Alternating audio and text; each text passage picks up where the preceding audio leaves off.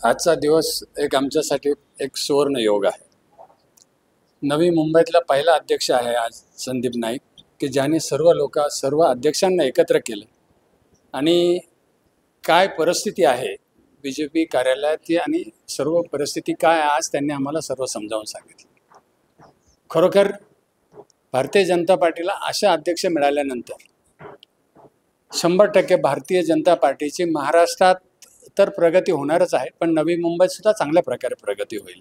की त्यांचं मन, त्यांचे विचार आज आम्हाला हे म्हणजे ॲक्च्युली मला तरी पर्सनली आज माहिती पडलं की संदीप नाईक ही काय चीज आहे.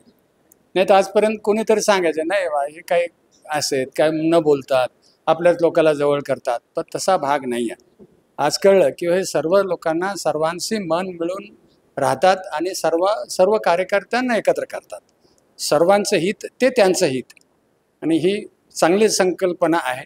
आम्हालाही त्यांनी सांगितलं तुम्ही कधी येऊ शकता, इथे कधी या, बसा, बोला, आम्हाला काय काम असेल ते सांगा आणि तुमचे काही काम असेल ते